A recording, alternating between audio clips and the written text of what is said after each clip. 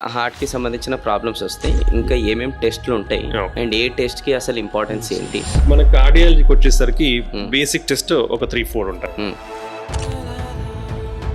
Second thing is acute heart attack లో అది ఏమైతుందంటే మన హార్ట్ అటాక్ వచ్చినప్పుడు మనకి ఆ మజిల్ డ్యామేజ్ ఏదైతే అవుతుందో అక్కడి నుంచి మనకి బ్లడ్ మార్కర్స్ అనేది రిలీజ్ అవుతాయి.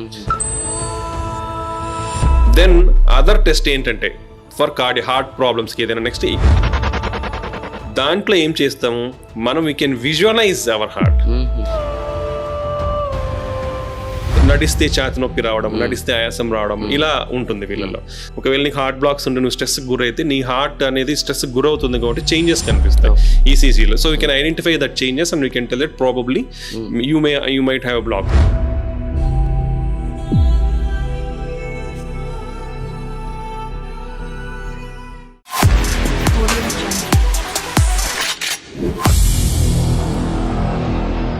కొంచెం ఈసీజీ టెస్ట్ అని మనం చెప్పాం. చాలా మంది డాక్టర్స్ కూడా కొంతమంది పేషెంట్స్ సజెషన్ చేస్తారు, కొంతమంది ర్యాండమ్ కూడా చెప్తారు ఇట్లా. కానీ ఎగ్జాక్ట్గా ఒక చిన్న పిల్లలు కూడా అర్థమయ్యే విధంగా అసలు ఈసీజీ అంటే ఏంటి సార్? అసలు ఈసీజీ అనేది ఎలక్ట్రోకార్డియోగ్రామ్ అంటాం. అంటే మనము దాంట్లో 12 లీడ్స్ అనేది ఉంటాయి. మనం ఏంటంటే చెస్ట్ మీద ఒక 6 లీడ్స్ అనేది కనెక్ట్ చేస్తాము, 4 లింబ్ లీడ్స్ అనేది ఉంటాయి.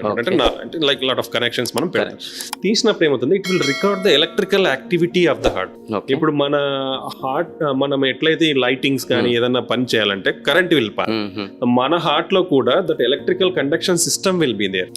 ఓకే, సో ఆ ఎలక్ట్రికల్ కండక్షన్ సిస్టమ్ లో చేంజెస్ జరుగుతాయి. So if something happens in the like ఇప్పుడు ఫర్ వెజల్ బ్లాక్ అయింది, వెజల్ బ్లాక్ అయినప్పుడు బ్లడ్ సప్లై తగ్గిపోతుంది. బ్లడ్ సప్లై తగ్గిపోయినప్పుడు ఆ ఏరియాలో ఏమవుతుందంటే ఈ electricity changes like chemical electrical changes అన్ని మారిపోతాయి. మారిపోయినప్పుడు అవన్నీ we can detect in a wave form. ఒక వేవ్ ఫామ్ లో మనం ఈసీజీలో డిటెక్ట్ చేస్తాం. సో ఈసీజీలో మనకు హార్ట్ అటాక్ ఉందా లేదా అని తెలుసుకోవచ్చు, మన హార్ట్ కరెక్ట్ రేట్ కరెక్ట్ ఉందా లేదా తెలుసుకోవచ్చు, ఆ రేట్ అబ్నార్మాలిటీస్ ఏమైనా ఉన్నాయా లేదా తెలుసుకోవచ్చు. దెన్ మనకి గుండెలో వెంట్రికిల్స్ అనేది ఉంటాయి. వెంట్రికిల్స్ 4 గదులు ఉంటాయి. ఆ 4 గదులు పెద్దగా అయినాయా, మందంగా థిక్ అయినాయా అనేది తెలుసుకోవచ్చు. ఇలా lot of problems we can detect on the ECG. So ఆ ఈసీజీ తీయించుకోవడం వల్ల ఇన్ని ప్రయోజనాలు ఉంటాయి అన్నమాట. So it will record our electrical activity of the heart. అది ఈసీజీలో మనం వేవ్ ఫామ్ లో డిటెక్ట్ చేస్తాం. ఆ వేవ్ ఫామ్ లో నార్మల్ ప్యాటర్న్ అనేది ఒకటి ఉంటుంది. Any deviation from that normal pattern is abnormal. So అవి in various heart conditions, various abnormal patterns will be there in the ECG. So we can able to identify on that ECG. Particularly heart attack lo, that is the only best investigation and the first investigation in heart attack. Okay sir, ఇప్పుడు ఈసీజీలో report వస్తుంది కదా sir, దాని report బట్టి కూడా వీళ్ళేం self analysis చేసుకుంటా doctor. ఇది ఒక ఇంపార్టెంట్ అండి మీరు అడిగేది. ఎందుకంటే యూజువల్లీ మనకు ఏఐ కానీ మెషిన్ అప్గ్రేడేషన్స్ కానీ టెక్నాలజీ అప్గ్రేడేషన్స్ లో ఏమవుతుందంటే ఆ మెషిన్ లో they are giving one probable analysis of the ECG based on some neural networks in the mechanical learning or something. So కొన్ని మిషన్స్ లో ఏమవుతుందంటే that ECG will give some probable findings what it is interpreting. Okay, so machine errors also will happen. Okay, so a machine లో abnormal అనే వస్తుంది report. చాలా మంది అది చూసి కూడా భయపడుతుంటారు. So never take it granted that one. Okay, the report, whatever the ECG report should be given by the doctor, not by the machine. Remember, machines are only there for us to guide or to help the mankind. It's not the confirmatory. Okay, it will guide us and it will make us in making decisions, but they are not confirmatory. Whatever our knowledge, what we learned, our doctors learned from his experience and in training about all these investigations, that is most important. So ECG report లేదన్నా abnormal rhythm ఉంటే కూడా worry అవ్వద్దండి. First దాంట్లో ఏదో ఇచ్చేసారు heart attack అని చూపించేసారు, immediately consult doctor after taking an ECG. If the doctor tells this is abnormal, then only abnormal, otherwise you don't worry. Okay, that is most important. So doctor's interpretation and doctor's report is particularly cardiologist report. Cardiologist, why I am stressing cardiologist, because they are well trained in reading ECGs. Not all the doctors, even general physicians know a bit about ECG and they recognize some problems, but cardiologist will give a good interpretation of the ECG. So always whenever you had that అంటే ఒక abnormal rhythm అని ECG లో ఉంటే ఒకవేళ భయపడకుండా ఒకసారి just take a cardiologist opinion, they will give whatever the correct report is there and they will assure you if nothing is there. అది చాలా ఇంపార్టెంట్. Nice sir. సార్ ఇప్పుడు బేసిక్గా హార్ట్ కి సంబంధించిన టెస్ట్లలో మీరు బేసిక్గా ఈసీజీ అని అన్నారు. బట్ ఇంకేదన్నా హార్ట్ కి సంబంధించిన ప్రాబ్లమ్స్ వస్తే ఈసీజీ తర్వాత ఇంకా ఏమేమి టెస్ట్లు ఉంటాయి అండ్ ఏ టెస్ట్ కి అసలు ఇంపార్టెన్స్ ఏంటి? మన కార్డియాలజీకి వచ్చేసరికి బేసిక్ టెస్ట్ ఒక 3-4 ఉంటాయి. First ECG we already discuss till now.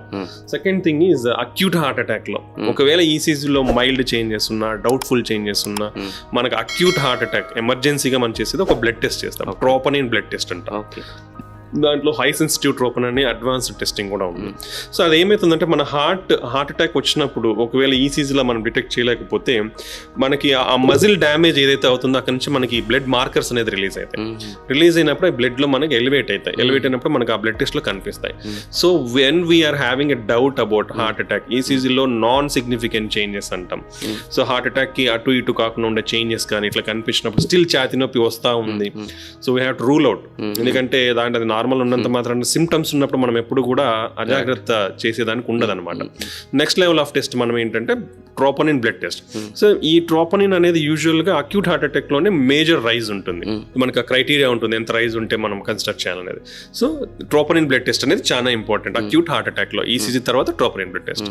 Then other test ఏంటంటే ఫర్ హార్ట్ ప్రాబ్లమ్స్ కి ఏదైనా నెక్స్ట్ 2D ఎకో కార్డియోగ్రామ్ అంటాం. ఎకో కార్డియోగ్రామ్ ఇది ఏంటంటే like ultrasound of the heart. Ultrasound of the heart ని మనం ఎకో కార్డియోగ్రామ్ అంటాం. దాంట్లో ఏం చేస్తాము మనం we can visualise our heart. మన హార్ట్ ని completely we can visualise. So మన 4 ఛాంబర్స్ అనేది ఎలా ఉన్నాయి, మన వాల్స్ అంటే పై గది కింద గది మధ్యలో వాల్స్ ఉంటాయి, అంటే లైక్ డోర్ టైప్ ముడుచుకొని తెచ్చుకుంటా ఉంటాయి. కింద గది నుంచి మన బ్లడ్ వెజల్స్, మెయిన్ బాడీకి సప్లై చేసే బ్లడ్ వెజల్స్, రైట్ సైడ్ నుంచి లంగ్ సప్లై చేసే బ్లడ్ వెజల్స్ మధ్యలో కూడా ఇంకో 4 వాల్స్. ఆ వాల్స్ ఎలా ఉన్నాయి, హార్ట్ ఫంక్షన్ ఎలా ఉంది, సో ఎవ్రీథింగ్ ఏ క్లియర్ అనాలిసిస్ మనకి విజువలైజ్ చేస్తాం. అరే నీ హార్ట్లో హార్ట్ ఫంక్షన్ ఎలా ఉంది, ఎలా కొట్టుకుంటుంది, ఎంత కొట్టుకుంటుంది, ఓకే నీ వాల్స్ అనేది ఎలా ఉన్నాయి, లీక్ అవుతున్నాయా, మూసుకపోతున్నాయి, నీ బ్లడ్ వెజల్స్ అనేది కూడా మనం we can see somewhere part of the proximal blood vessels కూడా we can visualise that. Okay మన థ్రాంబస్ రక్తం గడ్డగట్టిందా హార్ట్లో, ఇట్లాంటివి కూడా మనం ఐడెంటిఫై చేస్తాం. Lot of things it will give a complete information of your heart. 2D echocardiogram మన హార్ట్ ఫంక్షన్, మన స్ట్రక్చర్ గురించి it will give complete analysis. ఇది 2D echocardiogram. So next line of investigation ఏం చేస్తామంటే like most common గా మనకి cardiac problem వచ్చేసి heart attack, like acute కానీ క్రానిక్ కానీ. మనం క్రానిక్ కొరోనరీ సిండ్రోమ్స్ అని డిస్కస్ చేసుకున్నాం. వీళ్ళు ఏంటంటే నడిస్తే ఛాతీ నొప్పి రావడం, నడిస్తే ఆయాసం రావడం ఇలా ఉంటుంది వీళ్ళలో. సో వాళ్ళకి ఏంటంటే ఈసీజీ నార్మల్గా ఉండొచ్చు, because even if the block is like 60-70%, rest లో ఉన్నప్పుడు మన బాడీకి మినిమం రిక్వైర్మెంట్స్ ఉంటాయి. అదే మనం ఎగ్జర్షన్ చేసినామంటే లైక్ ఎక్సర్సైజ్ కానీ, వాకింగ్, స్టైర్స్ ఎక్కడం కానీ, ఏదన్నా యాంగ్జైటీ గురైనప్పుడు ఏంటంటే మన నీడ్స్ ఆఫ్ బాడీ ఇంక్రీజ్ అయినప్పుడు heart has to beat at hire rate. So అట్లాంటప్పుడు మన హార్ట్ స్ట్రెస్ గురవుతుంది. సో హార్ట్ స్ట్రెస్ కు గురవున్నప్పుడు మనం కొన్ని చేంజెస్ అనేది చూస్తాం అన్నమాట. ఇవి will identify in treadmill test అంటాం. సో మనం ట్రెడ్మిల్ టెస్ట్ వాక్ చేయించి మనము ఈసీజీ కనెక్ట్ చేసి బీపీ చేంజెస్ ఇవన్నీ కూడా అబ్జర్వ్ చేస్తాం ట్రెడ్మిల్ టెస్ట్ అప్పుడు. సో దాంట్లో ఒకవేళ దేర్ ఆర్ సమ్ చేంజెస్ అంటే ట్రెడ్మిల్ టెస్ట్లో మనం పర్టికులర్లీ ఫస్ట్ థింగ్ వచ్చేసి మనకి ఈ హార్ట్ బ్లాక్స్ ఉన్నాయా లేదని తెలుసుకోవచ్చు. ఎందుకంటే ఒకవేళ నీకు హార్ట్ బ్లాక్స్ ఉంటే నువ్వు స్ట్రెస్కి గురైతే నీ హార్ట్ అనేది స్ట్రెస్కి గురవుతుంది కాబట్టి చేంజెస్ కనిపిస్తాయి ఈసీజీలో. So we can identify that changes and we can tell that probably you might have blocks. But దాని confirmatory we need an angiogram. Okay for confirmation of blocks we need angiogram. దీన్ని physiological testing అంటాం. Treadmill test ఏమంటే physiological testing అంటే నువ్వు స్ట్రెస్కి గురైనప్పుడు నీకు problem అవుతుందా లేదా అనేది నీకు ట్రెడ్మిల్ టెస్ట్లో కనిపిస్తుంది. బీపీ చేంజెస్ కానీ, ఈసీజీ చేంజెస్ కానీ, నీ సిమ్టమ్స్ కానీ ఇవన్నీ కూడా కనిపిస్తాయి. ఈ ట్రెడ్మిల్ టెస్ట్లో we can also identify arrhythmias, అంటే కొందరికి ఎగ్జర్షన్ చేసినప్పుడు హార్ట్ రేట్ చాలా ఎక్కువ అయ్యే ఉంటుంది. ఇలాంటి అబ్నార్మల్ హార్ట్ రేట్ అబ్నార్మాలిటీస్ కూడా we can identify in the treadmill test. And then our functional capacity, how much you are having that functional capacity, నీ కెపాసిటీ ఎంత ఉంది, నీ వర్క్ ఎంత చేయగలవు అనేది కూడా we can identify our functional capacity and treadmill test. ఇవి basic like ECG, echo, treadmill. These are the basic cardiac tests. Okay. Then comes the angiogram. So coronary angiogram, that is the confirmatory test. మన heart vessels లో blocks ఉన్నాయా లేదా అని confirmatory test ఏంటంటే coronary angiogram అని చెప్తాం అనమాట.